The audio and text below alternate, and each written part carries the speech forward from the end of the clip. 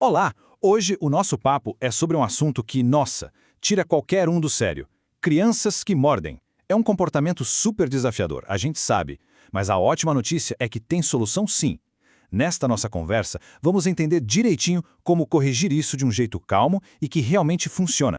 E vamos começar validando o que a gente sente. Porque é isso mesmo. Uma criança que morde, assusta, dá raiva, às vezes dá até uma vergonha. E tá tudo bem sentir isso, sabe? É uma reação muito intensa e, olha, perfeitamente normal. Ainda mais quando se trata de um filho ou uma filha da gente. Agora, a parte boa.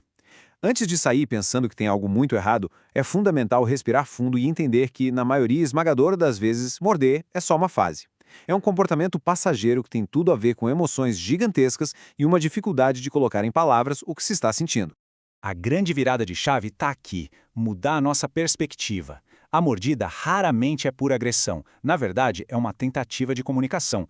Uma tentativa, claro, bem inadequada. Então, o que será que está por trás desse comportamento? É o que a gente vai descobrir agora.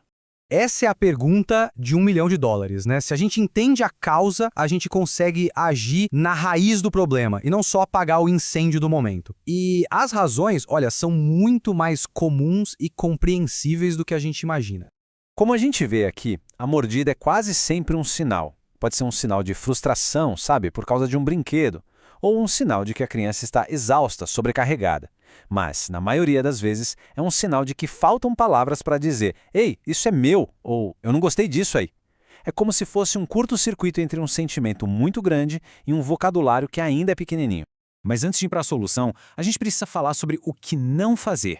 Porque muitas das nossas reações instintivas, aquelas que saem no calor do momento, na verdade acabam piorando e muito a situação. E aqui o contraste fica bem claro. Reações como gritar, envergonhar a criança ou, nossa, até mesmo morder de volta, são atalhos que não levam a lugar nenhum. Só ensinam que a agressão é um jeito de resolver as coisas. O caminho certo, o caminho que funciona é outro. E ele é focado em 3 ações: interromper, ensinar e prevenir. Então, vamos para a parte prática? A solução que funciona é um método de 3 passos bem simples. Ele aborda o problema de uma forma completa. Age na hora, educa para o futuro e ainda ajuda a prevenir que aconteça de novo. Guarde bem esses 3 pilares: interromper, ensinar e prevenir. É fácil de memorizar e quando a gente aplica com consistência, é muito poderoso. Vamos ver cada um deles em detalhe. O primeiro passo é agir na hora. Assim que a mordida acontece, ou até um pouquinho antes, se a gente perceber o movimento, a intervenção tem que ser imediata. Se abaixar, ficar na altura da criança e ser firme. O ponto crucial aqui é, não é hora de dar sermão. A atenção da criança nesse momento é 0. O único foco é parar o comportamento. E essa aqui é a frase-chave. Ela é curta, é clara e não dá margem para negociação. Eu não deixo morder. Morder machuca. Quando a gente fala isso com calma, mas com firmeza, o limite fica estabelecido de um jeito muito claro, sem precisar humilhar ninguém. E a consequência precisa fazer sentido para a criança. Não é um castigo que não tem nada a ver. Se a mordida foi por causa de um brinquedo, a gente tira o brinquedo de cena por 1 minutinho. Se foi no meio de uma atividade, a atividade para. A conexão é bem direta. A mordida faz a parte divertida parar. Agora, o ponto mais importante de todos. Não adianta só falar não pode. É preciso mostrar o que pode. A criança precisa de uma ferramenta nova para colocar no lugar da mordida. E essa ferramenta, gente, são as palavras. Nosso trabalho é dar o roteiro para ela. São frases assim, simples, diretas. A gente pode ser o modelo. Ah, você queria o brinquedo, né? Então vamos falar juntos. É a minha vez. Nós estamos literalmente construindo a ponte que faltava entre o que a criança sente e o jeito certo de se expressar.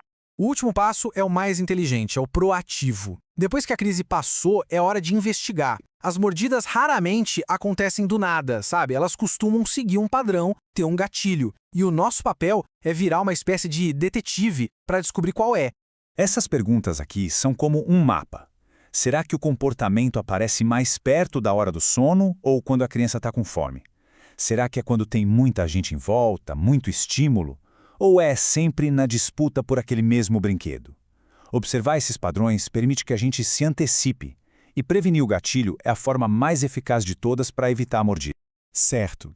E o que fazer quando esse comportamento continua? Ou quando acontece mais fora de casa? Tipo na creche ou na escola? Aí a palavra-chave é colaboração.